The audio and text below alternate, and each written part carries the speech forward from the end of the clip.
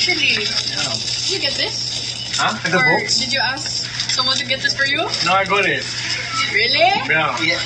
My books po! Yeah, read it. You better read it. I love books. Hey, Kuya, how are you? Look, I want Did you watch Frauds? Sa TV na lang. This is for me? Yeah. Wow, so Congrats. nice for the first time. Forever. Thank you. Wow. It's your first singing ASAP. Oh, thank you, Jared. Congrats.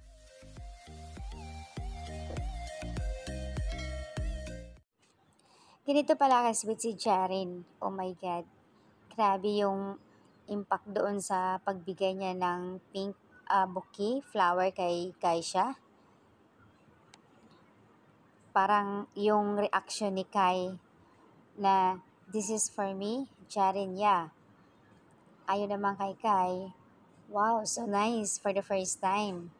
Sumagot naman ito si Jaren na it's forever. OMG, baka nga totoo yung niligawan ni Jaren si Kai.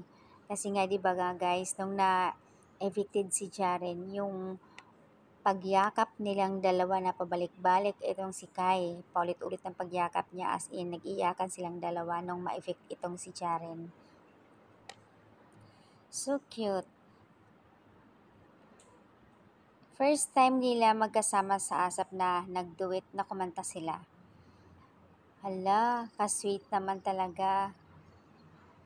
Kilig overload. Alam nyo guys, dati, di ko beat itong si Kai, pero at dahil nga nakikita ko yung support ng mga Kim Pao fans din, mga Kiminatics dito kay Kai, dahil nga magkababayan nga sila Cebu at pareho silang gwapa.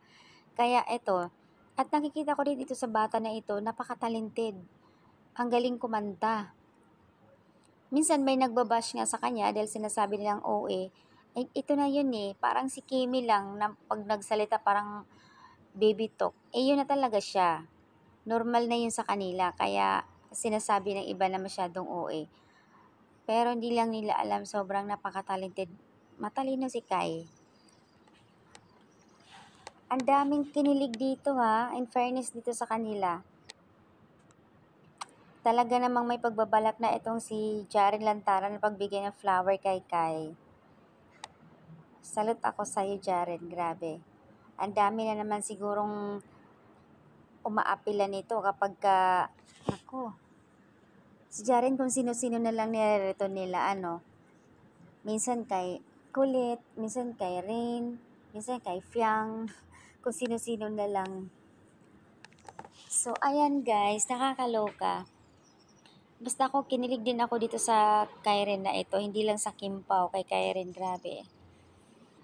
Kaya andito rin ako kay Kairen kasi nga, yung, nung nasa ASAP si Kai, na in-interview din siya ni Kim, na ayon kay Kim, pareho man kami gwapa, mga Bisaya man jud.